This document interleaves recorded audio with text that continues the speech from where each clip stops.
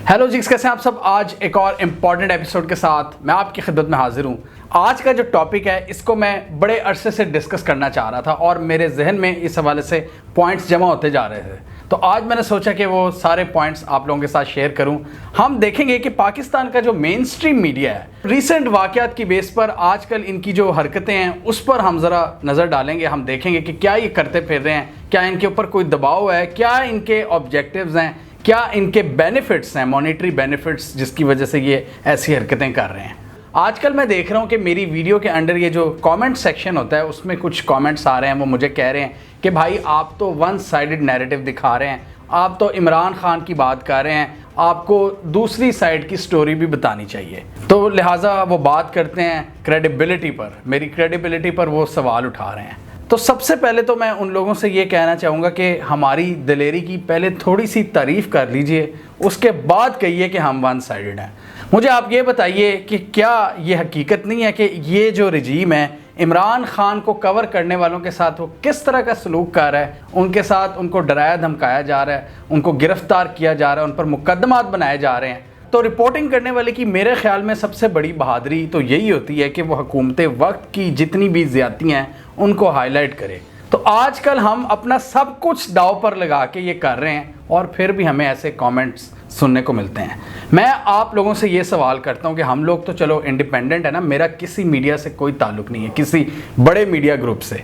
मैं खुदा न खास्ता अगर मुझे ये तंग करते हैं या मुझे पकड़ लेते हैं, मेरे पे केसेस बना देते हैं, मेरे पीछे तो कोई नहीं आएगा।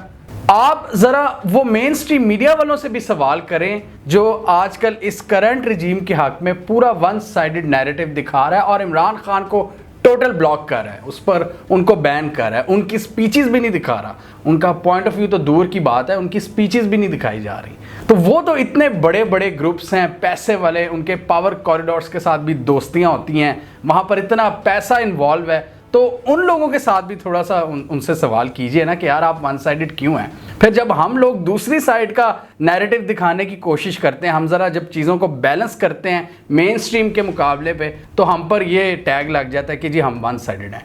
एटलीस्ट मैं या मेरे जैसे कई लोग किसी से पैसा लेकर वीडियोज़ नहीं बना रहे।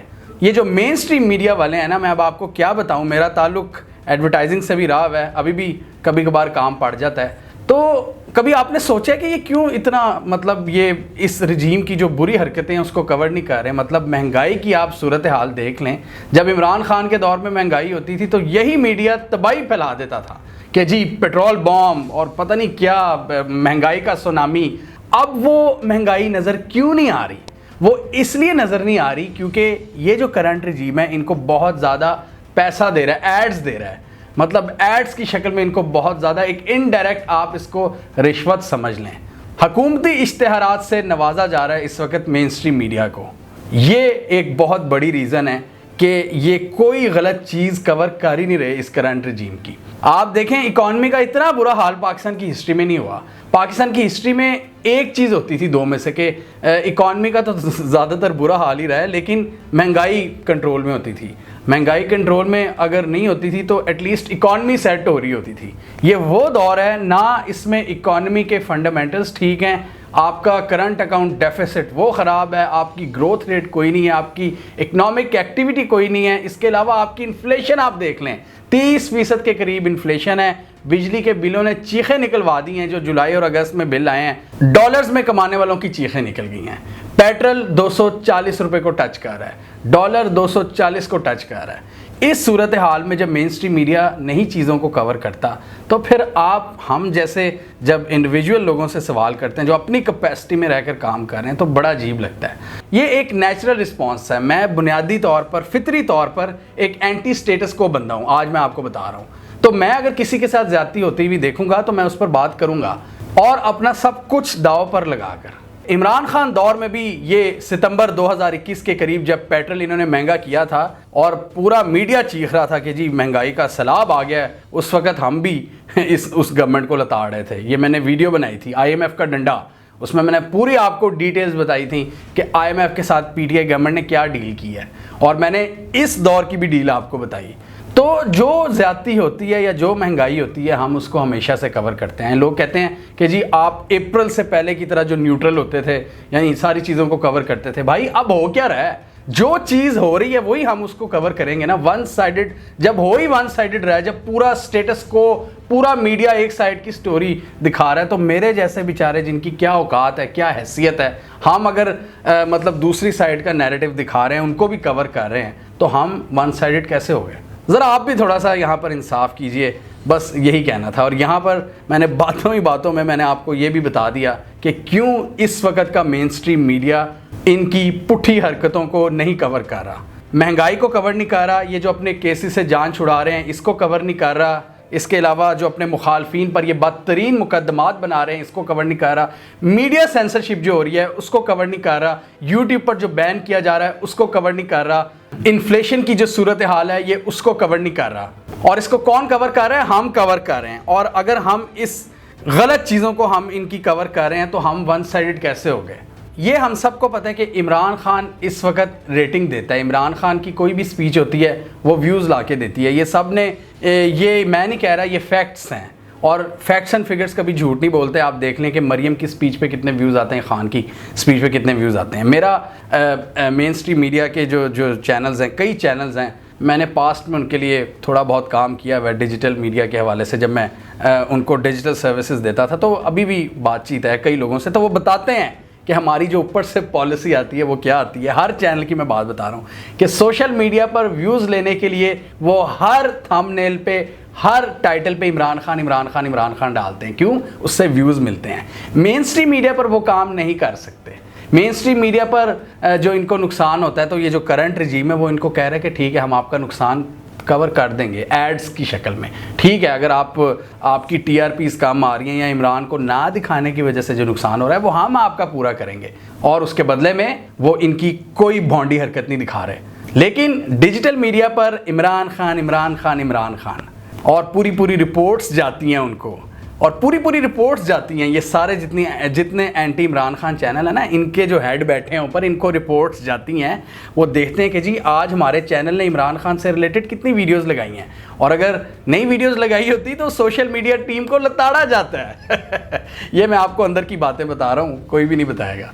क्योंकि डिजिटल मीडिया को कंट्रोल करना इतना आसान नहीं है। मैंने पिछली वीडियो में भी कहा था कि हम जैसे गरीबों के पास एक ही टूल है, अवाम के पास भी और भी कई लोगों के पास, कि डिजिटल मीडिया ने स्टेटस को बुरी तरह से चैलेंज कर दिया है। डिजिटल मीडिया को कंट्रोल करना इतना आसान नहीं है इनके लिए। ये जितनी मर्जी कोशिशें कर ले पीटीए वगैरह, ये जी यूट्यूब को बैन करके, लेकिन अल्टीमेटली इनको हार होगी। ये बैन करेंगे, पूरी दुनिया से मुखालफत मोल लेंगे। ये करके देखें ज़रा बैन।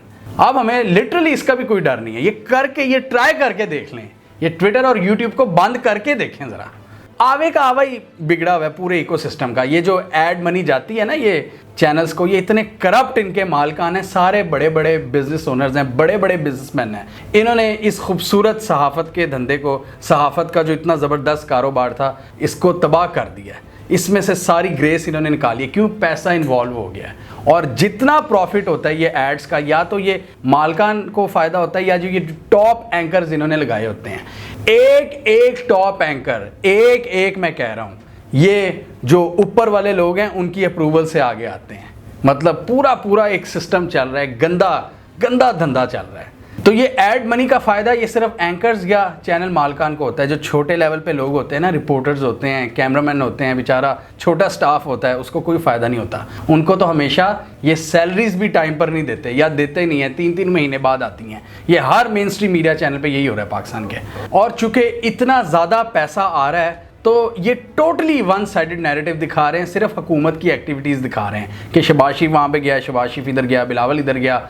मतलब मैं ये सोचता हूँ कभी कभार कि हमारी कौम की मतलब किस्मत सिर्फ इन्हीं की शक्लों को देखने के लिए रह गई है कि हम तो चलो जो यूथ है, जो जेन जी है, या वो लोग तो हम फिर भी जो नई नस्ल आ रही है वो तो डिजिटल मीडिया उसको यूज़ करते हैं। जो हमारे वालिदैन हैं बेचारे, जो टीवी देखते रहते हैं सारा दिन, वो टोटली इनकी शक्लों पर डिपेंडेंट है कि मरियम औरंगज़ेब आज क्या कहेगी, मरियम नवाज़ आज क्या कहेगी, बिलावल क्या कहेगा, मुराद अली शाह क्या कहेगा, जरदारी क्या कहेगा, इसहाक डार क्या कहेगा। मतलब ये और पाकिस्तान में लोग नहीं है 22 करोड़ जो टैलेंटेड लोग हैं, मतलब इन्हीं की फटीचर शक्लें हमने देखनी है। क्यों? क्योंकि पैसा ये लोग चढ़ाते हैं। जितना पैसा ये चढ़ाएंगे उतनी उनको कवरेज मिलेगी। सिंपल सी गेम है। आपने कभी ये बात सोची है कि मतलब ये बड़ी सोचने वाली बात है कि सिर्फ हम इन्हीं की शक्लें क्यों देखते हैं? मुल्क में और भी बहुत कुछ हो रहा है, लेकिन हमें उलझाया गया है। असल इस्टेब्लिशमेंट तो ये लोग हैं जो पूरा पूरा सिस्टम कंट्रोल कर रहे हैं। और इमरान खान के दौर में कांस्टेंट उसकी छितरॉलिंग होती रही है कि उसने महंगाई क्यों की। महंगाई उसने भी की, महंगाई इन्होंने भी की। मसला ये है कि इनके खिलाफ क्यों नहीं उस तरह बोला जा रहा। हाई कोर्ट के हुक्म के बावजूद इमरान खान की स्पीचेस नहीं दिखाई जा रही और कम से कम कवरेज दी जा रही है, लेकिन शोज़ में डिस्कस भी करना है इमरान खान को, क्योंकि उसके बगैर तो बिल्कुल ही पट्टा बैठ जाएगा।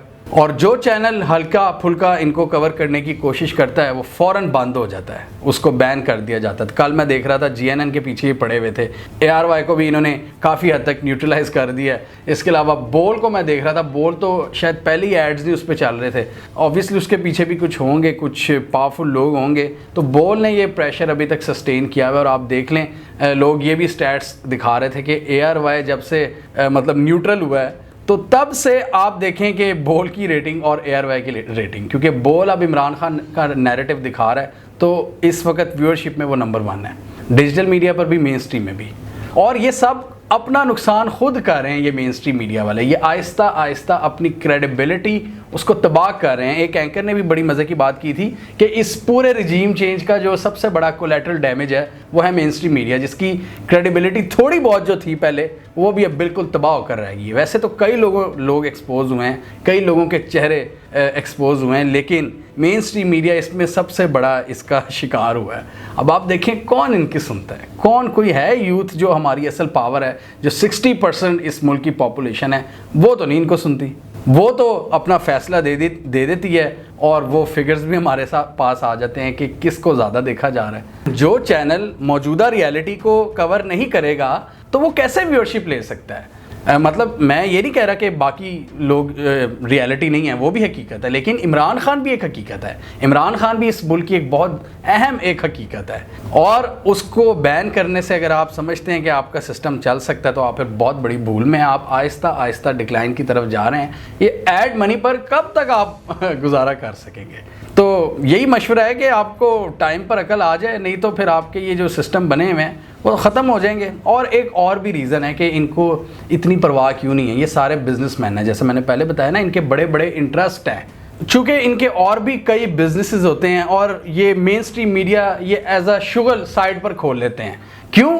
ताकि पावर कॉरिडोर्स में इनकी एंट्रेंस हो, क्योंकि मीडिया एक बहुत अहम सतून बन चुका है। इनको पता है कि जी हमसे इस्टेब्लिशमेंट ने भी बात करनी है, हमसे सियासी जमातों ने भी बात करनी है, तो वो साइड बिजनेस खोल लेते हैं ये मीडिया चैनल्स को।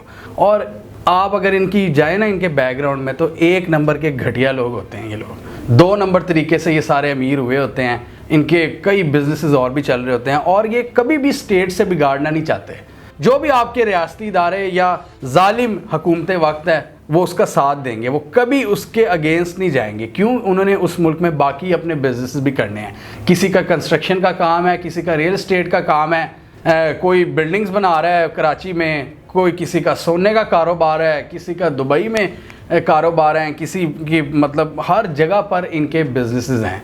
और फिर यही लोग जी मीडिया मालकान भी बने होते हैं, और इसीलिए ये कभी भी स्टेट से बिगाड़ना नहीं चाहते, क्योंकि इनका ख्याल ये होता है कि यार हमने तो मुल्क में ही रहना ना, हम क्यों बिगाड़े। इसीलिए ये हक की बात कभी नहीं करते, और इसीलिए सहाफ़त जैसा इतना मुक़द्दस पेशा वो तबाह बर्बाद हो जाता है अफसोस के साथ। और इसलिए हम हमेशा मेन स्ट्रीम के ख़िलाफ़ आवाज़ उठाते हैं कि मेन स्ट्रीम मीडिया बिल्कुल उसको जंग लग चुका है पैसे की वजह से। सहाफ़त मतलब खूबसूरत यार एक चीज़ होती थी, रिपोर्टिंग करना अभी भी, लेकिन नो डाउट अभी भी कई इंडिविजुअल्स हैं जो बड़े अच्छे हैं, बड़े अच्छे काम कर रहे हैं। अगर आप मुझसे पूछें, आप मेरे से डिसएग्री भी कर सकते हैं, लेकिन मुझे लगता है कि कुछ लोग अभी भी किसी हद तक अपनी जो डिग्निटी है उसको मेंटेन रखते हैं, जो सहाफ़ती स्टैंडर्ड्स हैं। मेन स्ट्रीम मीडिया की मैं बात कर रहा हूँ अभी। वैसे तो पाकिस्तान में कई अच्छे लोग हैं, लेकिन अगर आप मेन स्ट्रीम के टॉप एंकर्स की बात करें तो मज़हर अब्बास जो जियो के हैं, या फिर नसीम ज़हरा, काशिफ अब्बासी, महर बुखारी और ये फरीहाद इदरीस, ये कुछ लोग हैं जो अभी भी ये रखते हैं, कुछ स्टैंडर्ड्स रखते हैं मेंटेन। अगर आपके जहन में कोई और नाम है तो वो आप शेयर कर सकते हैं। अभी मेरे जहन में यही लोग थे।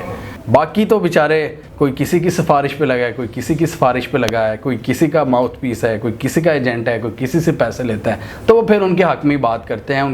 उनके जो नैरेटिव होते हैं वो हमेशा मतलब आप देखें वो कलाबाजियाँ खा रहे होते हैं।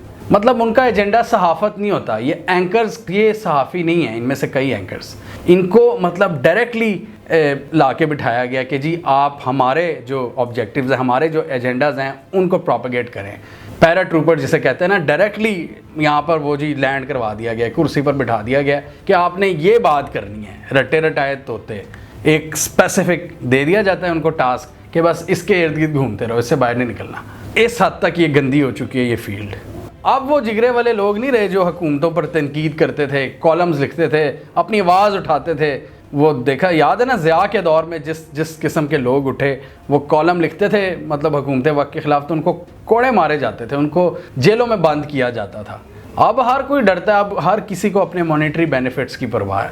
कोई आवाज़ उठाना पसंद ही नहीं करता, क्योंकि अगर वो उठाना भी चाहेगा तो वो किसी ना किसी चैनल के साथ मुंसलिक होता है। इसलिए हम लोग जो हैं इंडिपेंडेंट अपनी आवाज़ अल्हम्दुलिल्लाह, जब तक, जिसे कहते हैं ना, जब तक है जहाँ, हम उठाते रहेंगे। जब तक हिम्मत है, जब तक कैपेबिलिटी है, जब तक कोई बहुत बड़ा कोई थ्रेट नहीं लाहिक हो जाता। दुआ ये है कि अल्लाह ताला इस सिलसिले को यूं ही चलाए रखे।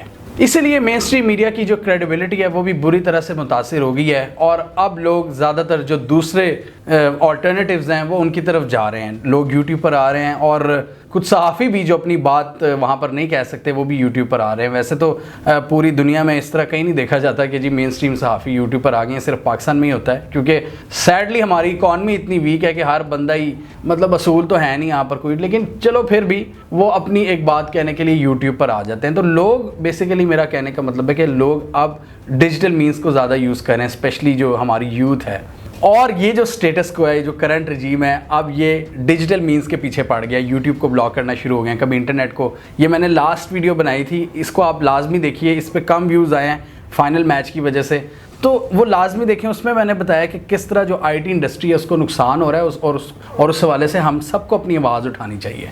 ये वो वीडियो लाजमी देखें। तो अब ये लोग ये नहीं इसको कंट्रोल कर सकते डिजिटल को, ये इनकी भूल है, ये इनकी बहुत बड़ी भूल है कि ये डिजिटल को कंट्रोल कर लेंगे। करके तो दिखाएं, जैसे मैंने पहले कहा, ये करके तो दिखाएं। ये जो इनके अपने आकाएँ हैं ना, वो इनसे नाराज़ हो जाएंगे। और मेन स्ट्रीम मीडिया को ये सोचना पड़ेगा कि कब तक आप एड मनी पर चलते रहेंगे, कब तक आप सहाफ़त का जनाजा निकालते रहेंगे, क्योंकि आहिस्ता आहिस्ता आपकी क्रेडिबिलिटी तबाह हो रही है। मुझे तो लगता है कि एक दिन पाकिस्तान में मेन स्ट्रीम मीडिया बंद हो जाएगा और सारे सहाफ़ी यूट्यूब पर बैठे होंगे, तो फिर ऑब्वियसली यही होगा कि स्टेट फिर यूट्यूब को गंदा करेगी, वहाँ पर फिर सहाफ़ियों को ख़रीदा जाएगा कि जी यूट्यूब पर हमारी मर्ज़ी का नैरेटिव दो। अभी फ़िलहाल ये हो रहा है कि यूट्यूब पर काफ़ी हद तक एक जेन्युइन ओपिनियन निकलती है, ओरिजिनल, जिसका जो दिल करता है वो कहता है, जो जिस साइड का है। मेन स्ट्रीम पे तो बड़ी कदगनें होती हैं, बड़े स्टैंडर्ड्स होते हैं, जैसे मैंने कहा ना, सर्कल बनाए होते हैं, इस सर्कल से बाहर नहीं निकलना। तो अब ये डिजिटल मीडिया को ख़राब करने की कोशिश कर रहे हैं, और बस इस हवाले से यही है कि हमें उन आवाज़ों को सपोर्ट करना चाहिए जो आप समझते हो कि जेन्युइन हो, जेन्युइन आवाज़ें। इसके अलावा मेन स्ट्रीम पर वो आवाज़ें जो आपको लगें कि ये किसी के बिहाफ पर बैठी हुई हैं, किसी भी पार्टी के, किसी का प्रोपेगेंडा उसको वो फैला रही हैं, तो उसको फ़ौरन बायकॉट करें।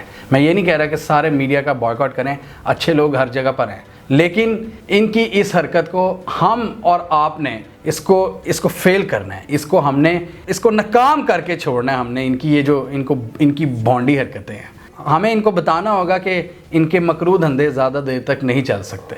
मतलब क्या यार, ये अपने अपने टाउट्स टीवी स्क्रीन्स पर बिठाए हुए हैं। और नून लीग की बात करें तो नून लीग चूँकि डिजिटल पर कुछ नहीं कर पाती, वो एक्सपर्ट है कि मेन स्ट्रीम एंकर्स को वो मैनेज करने में ज़्यादा एक्सपर्ट हैं। और इस हवाले से ख़बर आई थी कि इन्होंने बड़े डिजिटल क्रिएटर से रब्ता किया नून लीग वालों ने, किसी ने इनको बाजू नहीं पकड़ाया, किसी ने हाथ नहीं पकड़ाया, किसी ने कोई लिफ्ट नहीं कराई।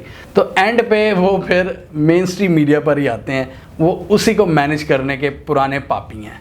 तो हमारे ये जो पुराने प्लेयर्स हैं ना, ये बाबे बूमर्स जो बैठे हुए हैं, इनको सिर्फ मेन स्ट्रीम मीडिया ही कंट्रोल करना आता है। तो जब तक मेन स्ट्रीम मीडिया की थोड़ी बहुत है वैल्यू, ये उसको करते रहेंगे और मेन स्ट्रीम मीडिया की क्रेडिबिलिटी तबाह करते रहेंगे। इसलिए आप सबसे सपोर्ट है कि आपको जो लगे कि ये जेन्युइन वॉइस है, उसको आप सपोर्ट करें। अभी देखें, इन्होंने हद कर दी। इमरान खान ने सैलाब मुतासरीन के लिए फ़ंड रेजिंग जो टेलीथॉन मुनक्किद की, बहुत से चैनल्स ने उसको नहीं दिखाया, बल्कि तकरीबन 95% चैनल्स ने। बोल के अलावा किसने इसको दिखाया? हाई कोर्ट के ऑर्डर्स के बावजूद वो डर के मारे नहीं कर रहे कि जी स्टेट नाराज़ हो जाएगी, क्योंकि जी हमने अपने दूसरे बिजनेसेस करने हैं, सहाफ़त जाए भाड़ में। ये तो असूल है इनको देखना बनता है। आप खुद बताएं। हमें कमेंट सेक्शन में बताइए आपके ख्याल में पाकिस्तानी मेन स्ट्रीम मीडिया पर कौन से वो जर्नलिस्ट या टॉप एंकर्स हैं जो अभी भी जिनकी थोड़ी बहुत क्रेडिबिलिटी है, आप उनको मेंशन कर सकते हैं। इसके अलावा आप हमें ये बताएं कि पाकिस्तान में मेन स्ट्रीम मीडिया का क्या फ्यूचर है, क्या ये अपनी मौत खुद ही मर रहा है, क्या इन चैनल्स के जो बड़े बड़े अमीर बिजनेसमैन मालकान हैं वो इस बिज़नेस मॉडल को सस्टेन रख पाएंगे या नहीं, कि हमने तो हुकूमती इश्तहारात से ही चलना है, क्या ये मॉडल सस्टेनेबल है या नहीं। कमेंट कीजिए। इसके अलावा हमारा यूट्यूब चैनल सब्सक्राइब करना, साथ ही वो बेल आइकॉन भी दबा लें ताकि वो स्टोरीज़ दुनिया भर से पाकिस्तान से जिनकी मेन स्ट्रीम मीडिया पर प्रॉपर कवरेज नहीं होती हमारे प्लेटफॉर्म के थ्रू आप तक टाइम पर पहुँच जाएँ।